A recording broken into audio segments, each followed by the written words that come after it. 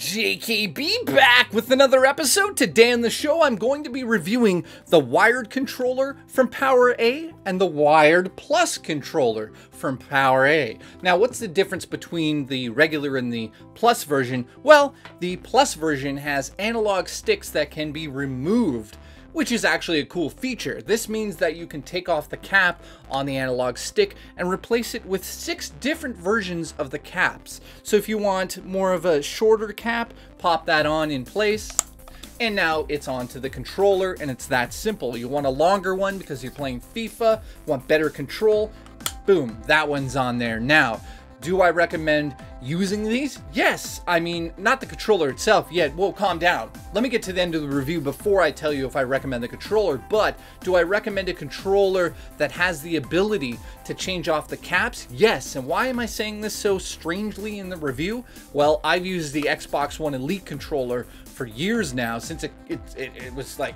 sent to me, and it is the best controller ever because of the fact that you can change out the height of the analog sticks. A lot of people don't realize the higher it is, the more accuracy you're going to have in games that need it. So I do recommend getting a controller with that on it if it's not this one. On top of that, these have some cool designs. This is the Legend of Zelda version, which has a nice golden D-pad on here, which is something I always wondered. I was like, Nintendo, give me a golden D-pad on the Pro controller. For $100, throw in some fucking gold.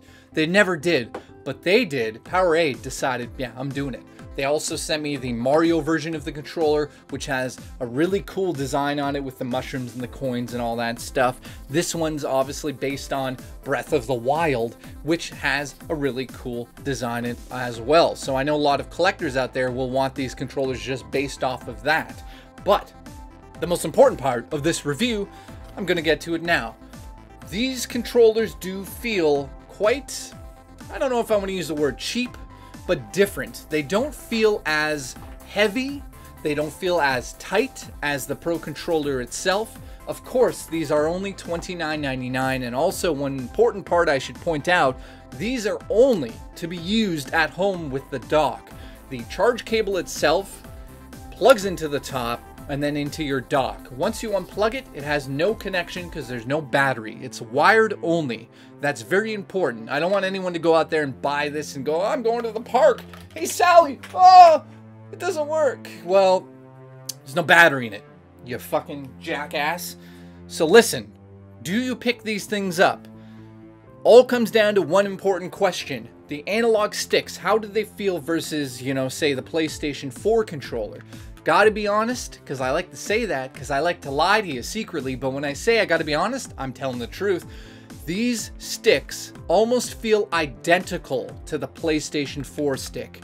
It's just so close. The only difference is when you click it over to the side on the PlayStation controller, you could feel that the plastic used is not as cheap as the plastic used on the $29 version. But in terms of the how tight it is, it's identical to this. Identical. Is it identical to the Pro controller? No, the Pro controller is much tighter and better for accuracy. In closing though, do I recommend these controllers? Absolutely. It comes with a 10-foot cable, which can be also used to charge your PlayStation 4 controller or Xbox One controller. It also has a cool design, and a lot of people are going to be sticking to these things because they're cheap and because they have cool designs. So thank you so much to PowerA for sending over the review copies of these. They also sent over this, which is a massive box of accessories, which I'm going to cover right now on the show in the next video. So if you want to see what's in here, for instance, POW, look at this. POW, this is actually a case for your games and your SD cards. That's awesome. But then they have a Joy-Con comfort grip, the Super Mario one. They even have like Legend of Zelda. They got, I'm sorry, I'm giddy about this stuff because there's a lot. Look at this.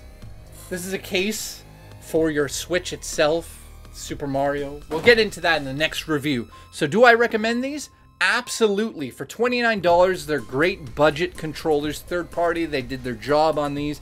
The buttons, I should point out, because I didn't mention that yet, do feel a little, again, everything feels, I hate to use the word cheap, but they don't feel amazing. They feel okay. They feel good. And like, I'm going to say that the controller in total is an average controller. It's not going to blow you away, I should say. Blow her? Who's blowing who? But the point here is, do you pick it up for $29? Yeah, for $29 you can get like 3 of these and then like 1 of these. So yeah, if you want to collect, go nuts. The Legend of Zelda design on here feels cool. However, they say there's a grip on the back, but I mean, unless it's supposed to be wet, no, it's still like, it's not as grippy as I hoped.